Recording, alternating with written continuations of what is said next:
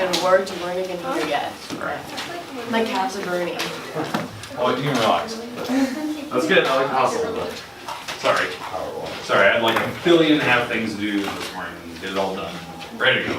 So, one of those Monday morning kind of a thing. Look, my shirt. I feel like we're missing. Yeah, we are. And I just want Missing Sam. Why? Where's I that? did it before. Sure. It's just, you know, it feels like there's more. And then 11:34. Okay. Today, what I want to cover today is factoring completely. This is a brand new concept. I still do grouping. I want to do a bunch of grouping today, but because that's kind of the main goal. But if there's anything else that we need to cover today, is that we're doing the normal stuff, common factors, difference of squares, that type of thing. But I want to make sure that you understand like what factoring completely means. That when you're doing a problem, it might actually have steps that go after the one that you're doing.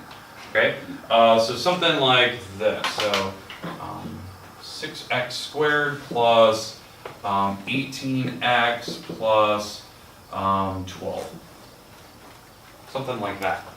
And the idea is that when you, I was supposed to be a plus 12. When you look at this problem, it looks like a trinomial, right? You could do it like a trinomial, but the problem is I want it to be factored as far as you can go.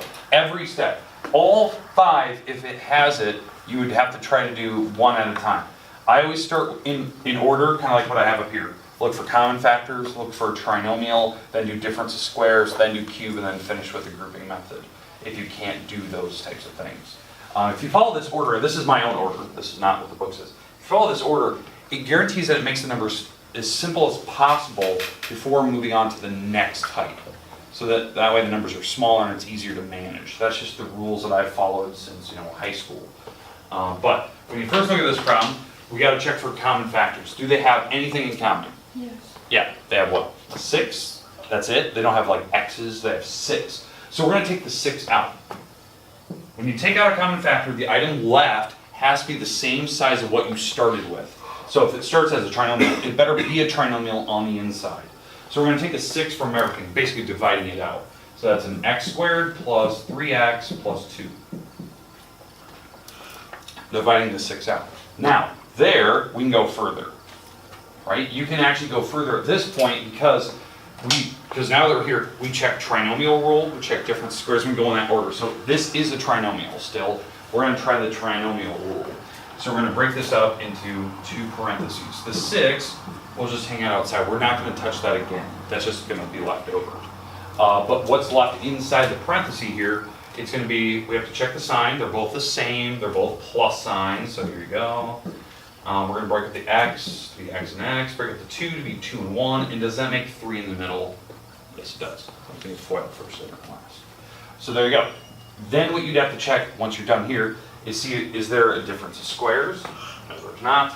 Is it a cube rule? No, because we don't have multiples of 3, and it's definitely not grouping because we've already been breaking these up. That's factored as far as you can go. Just be careful that you are trying to factor as completely as possible. Okay? Does that make sense what factoring completely means? Let's do another one. Let's try another one. Let's go with 5x to the 5th, and we're going to subtract, let's see, 5,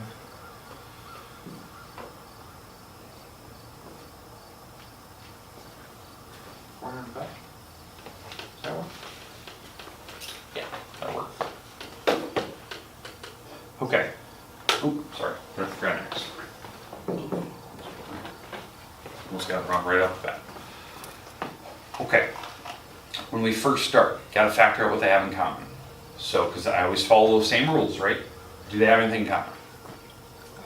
5 and an x. No, that's the way I make it. So, 5 and an x. So we're gonna take those out. Boom, boom. And what we're left with, if we take out a 5 and an x, this divides out to be 1, so I don't need to write it. Take out an x, we have x to the 4th left over. Perfect. Okay, then we're going to subtract, and we're going to take out a 5. Well, this is where you probably need to calculate divide. 405 divided by 5 is 81, and you take out the x right. So there you go. Questions so far? Okay, now why did you always have to go common factors first? It makes everything easier because that 405 is kind of big, so we gotta take it out. Now what we're left with, we check trinomial. Is the item on the inside a trinomial? No. I mean, we can make it one by putting a 0, but it's not by default a trinomial. So now that we know it's not a trinomial, we have to go to the next list. Is it a difference of squares? Yes, it is a difference, and both items are perfect squares. 81 is on the perfect square chart. X to the fourth is an even power. Anything that's even is a, so you can do it that way. It's not a cube rule because that 4. It's not a cube rule because of 4, and the 81 is not a cube number. So we're going to break this up using difference of squares. So this is going to be plus minus 5x. Because remember, when you do difference of squares, it's always plus minus. Now, how do you break up x to the fourth?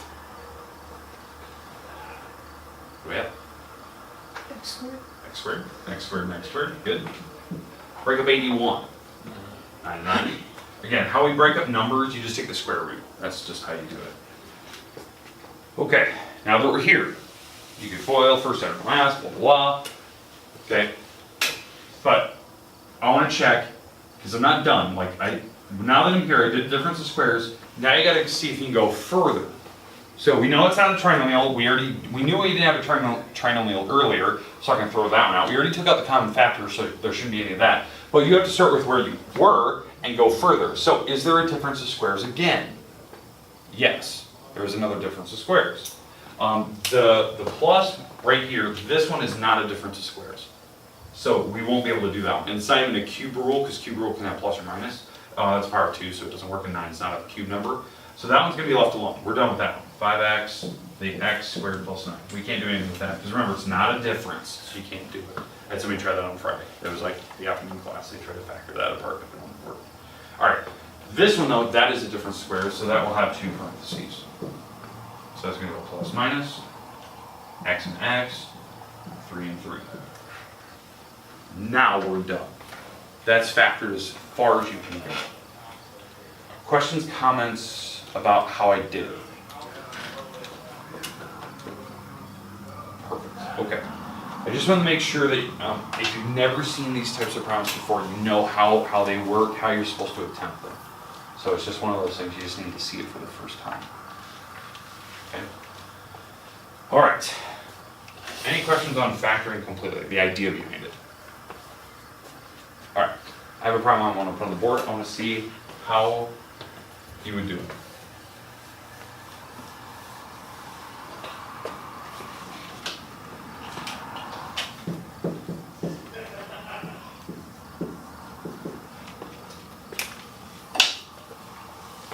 Okay, I'll give you a couple minutes here. Try this out. Let's factor completely. We still got to do grouping today, so I'm going to do a couple of those.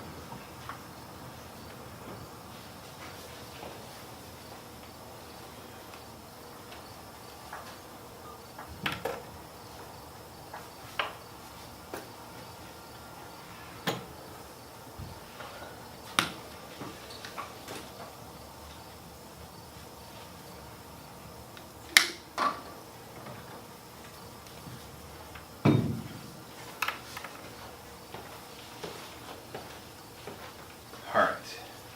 Anyone want to walk me through it or come up here and just tell me what you did? I know it's Monday. Tough to ask that.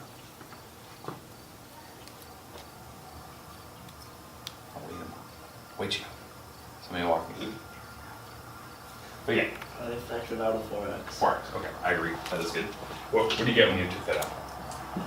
X squared minus 5. Okay. Next, that was good. That is correct. Next step, so that was common factor, right? Next step. Is it a trinomial? No. Is it a difference of squares? Doesn't look like it. Is it a cube rule? No. Is it a grouping method? No.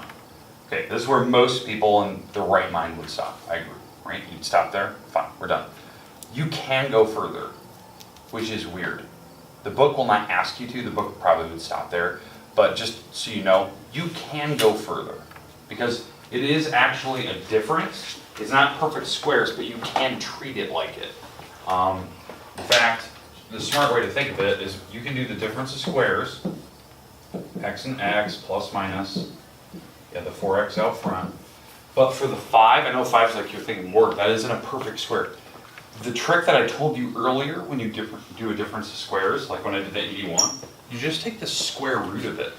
That's all you do. So if the number is 81, you take the square root, it's 99, right? What's the square root of 5? Square root of 5, right? You can't even break it down. Let's say do it. You can't break it, right? It's a simple like number. You can actually do a problem like that. Just keep that in mind. Now, if it was a cube rule, you could take the cube root of those numbers. So if it wasn't a perfect cube number, but you know you had a power of 3 here, and there was a 5 in there, you take the cube root of 5, cube root of 5. You can do that because when you FOIL first, out, and last, it does work out.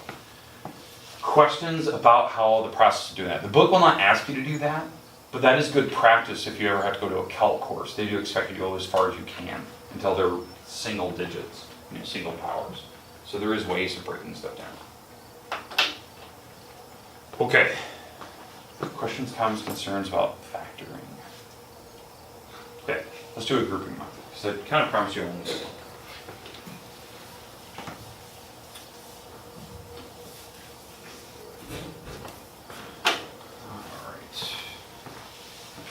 Alright. Give me any of the problems, basically like 85 and down. Try any of those. 85 and down. 16, a to the second x, minus 25y, minus 25x, plus 16 a to the second y. 16 a to the second y. Okay. Okay, here's my problem. Can we combine any terms when you first look at it? No. So it looks like this is probably a grouping method. There's 4 items across. Grouping method, you can do this a bunch of different ways. There's actually more than one correct way to do this. But when I first look at that problem, I think it's pretty obvious when you start what items should be grouped together. When I look at it, I see the 16 should be grouped together because they both have 16s and a squares. Then I would group the 25s together because they're both negatives and they both have a 25 on. That's just how I see it. Do you have to do it that way? No, you don't have to.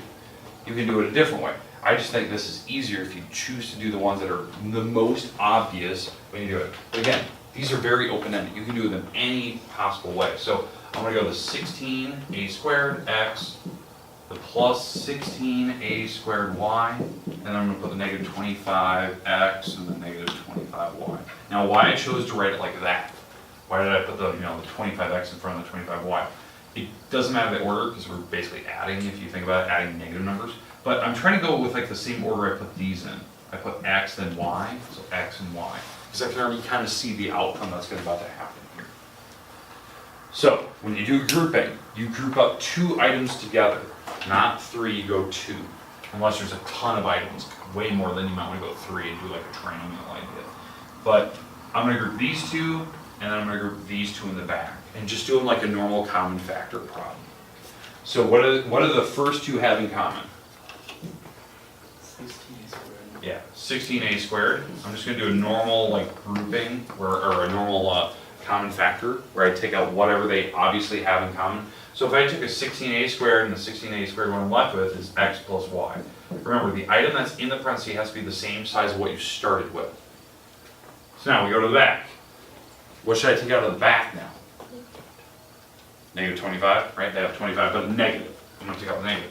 So negative 25, and what I'm left with, if I factor out the negative 25, I'm left with an x plus y. That's the part that really gets people. I factored up the negative sign with it. So when you divide a negative 25 by a negative 25, you get a positive 1. That's why the y is positive, and the x is positive. And now at this point, what I can do is I can look at this problem, factor what they have in common again, right? Because it's, when you do grouping method, you can always go that one extra step again. Well, I'm comparing, now this is just a binomial. It's this item minus that item. Well, they do have something in common again. They have the x plus y. It doesn't matter where you put it. You can put it in the back, you can put it in the front. I always put it back. But that's what they have in common. I'm going to throw it out back. And what I'm left with is a binomial in here. And it looks like it's going to be 16a squared minus 25. Questions so far? I took out that common factor with x plus y. Am I done? No. There's a difference of squares again. So go another step where I can do the difference of squares out front. So this is going to be plus minus, 2 parentheses, plus minus. It's going to be 4a and 4a, 5 and 5. And then the x plus y is out back. There you go. And that should be final. Right? There shouldn't be anything left. That's pretty much mixing everything. The only thing I really haven't covered today is cube rule. All right, questions with grouping so far? Okay, here's my question to you. Do you want to see another grouping? Do you want to see a cube rule? Is there any specific rule up here you need to see, like you just want to see another refresher on how to do it? Okay, I'm going to give you one of your last assignments of the week today. I know that seems weird, like it's Monday. You get your last assignment. The reason why is after today, like tomorrow, we're starting review. So you're going to get a practice test tomorrow. We're going to start review. We'll do a review Thursday. Friday will probably be our test. So I like to push it back as far as possible. So you can say, remember, Wednesday when I have school. Okay, so keep that in mind. I'll try to go on the announcements later today. You can help tell other classes. You can pick up A-frames hopefully tomorrow, but again, I'm going to wait until I get confirmation that they're actually being moved in. All right. You're getting painted today, so they should be ready by tomorrow. Yeah, that's what I'm hoping. I'm hoping that they get to it. They will. Yeah, They're good. doing it during ag class. Oh, perfect. All right, there we go. Page 65. Here's your homework. So last assignment of the week. Page 65. Numbers 4 through 7, 12 through 15, 21 through 24, 32 through 35. I'm just kind of jumping around, kind of giving you different types of problems here. Evens, 57 through 63 odds, 66 through 74 evens. There we go. So it basically goes in order. It's like the first ones are like common factors. Then these are grouping. Then it's trinomials and difference of squares and cube rule. And then it's kind of a mixed bag of everything. These are all like the ones all mixed together like I did today. Bless you. So I tried to pick a couple of each. The trinomials are the ones I gave you probably the most of, just because there's just so many like open-ended types of trinomials, and you could have numbers where you have to split front numbers. Some of these will be prime, like you can't factor, it's just not possible. There's some that will look prime, but there is a combination there, so just be careful. I try to give you kind of a mix of some odds and some evens every now and then, so you can check the back, see if you're factoring it up correctly and whatnot. So. All right, but there you go. That's your last assignment of the week. I know it's only Monday, but nice to know that you're not getting another book assignment this week. So. It's due when? Friday? Oh, this is due Friday. Yeah, I'll make it due Friday. Just because it's your last assignment. I'm Friday? really worried about it. So, due Friday.